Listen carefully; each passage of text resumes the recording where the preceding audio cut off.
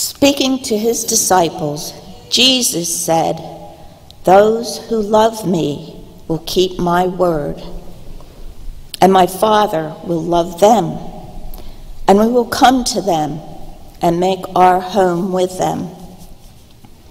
Whoever does not love me does not keep my words, and the word that you hear is not mine, but is from the Father who sent me. I have said these things to you while I am still with you.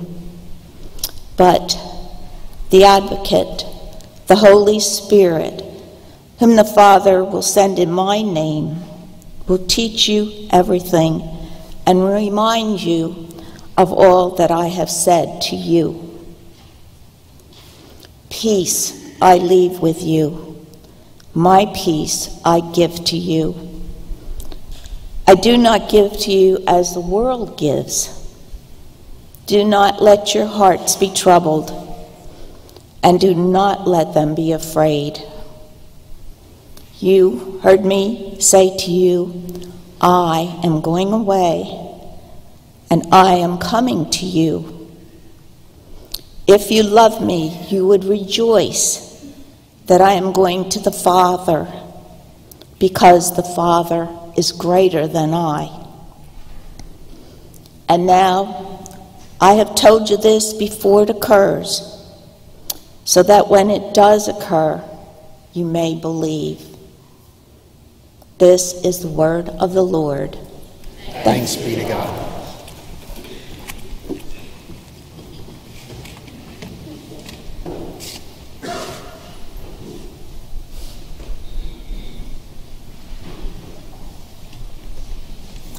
At first glance, this morning's lectionary reading seems totally out of place. We are more than a month past Easter and nearing Pentecost, yet today's reading slings us back to Holy Week and the Last Supper. In your mind, can you picture the scene? Jesus and his disciples have gathered in an upper room for a meal. I suspect there is friendly banter and laughter as these men have drawn very close to one another during their adventures together. Peter is the butt of a joke about being so hard-headed. Thomas is taking a ribbing for always being so skeptical. But as they are savoring their morsels of food and relishing their glasses of wine, Jesus feels a suffocating darkness rolling over him. He finally shatters the festive atmosphere, blurting out words that send a chill through the room. Soon, very soon, he will be snatched away from them. The disciples' anxiety erupts. How can they survive without him? Jesus has totally reshaped their lives. He has filled them with joy. He has given them a purpose for living. He has bolstered their expectations. All of that will vanish if he leaves them. No, the disciples protest. They cannot bear the thought of being without him. Do you know the fear and anxiety that comes with losing a loved one? Do you know the distress that hits with a dreaded diagnosis? Or the sleepless nights triggered by financial insecurity? Or the helpless feeling of watching your child spiral out of control? Or the anguish that comes with the breakup of a marriage? To his followers then and now, Jesus says, do not let your hearts be troubled. Do not be afraid. To which many of us reply, Jesus, you must be joking. We do not choose anxiety. And if we could flip off the switch that turns off our fears, we would do it in a heartbeat. When Jesus announced to his disciples that this would be the final meal with them, he could see their eyes grow wide with panic. He knew his death would traumatize them, and they would face a crisis of faith. He was doing everything he could to reassure them that they could survive this blow because they were not alone. Jesus said, "The Advocate, the Holy Spirit, whom the Father will send in my place, will teach you everything and remind you of what I have taught you." Jesus promised that they would have God's Spirit with them always. Now, our passage is merely a snippet of a very long farewell message that Jesus gives during the final meal. He tells them they will have God's Spirit with them, but he does not imply that this is some sort of protective shield that will guard them from harm. He even warns them that their connection to him may lead to their own persecution. Thus, when Jesus says, "Do not let your hearts be troubled and do not be afraid," he is not promising that nothing terrible will ever befall them. Instead, he is teaching them something that sounds counterintuitive: that they can experience peace despite trials. They can experience peace despite the daunting future they face.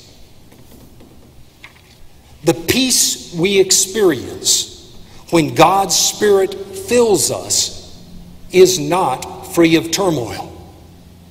God's peace does not produce some sort of idyllic state that is immune from troubles. We wish it did, but we live in an imperfect world. There are hostile forces, and we are fragile creatures. Because there is freedom in the world, God does not wipe away the poor decisions we make or the bad decisions that others make that take a toll on us. No one is exempt from accidents, illness, and death. It seems more likely that anxiety is inevitable and peace is elusive. One thing that can help us from feeling guilty that our faith is not strong enough is to keep in mind that the disciples did not march out of that upper room courageous and anxiety-free. When Jesus was tortured and executed, they ran.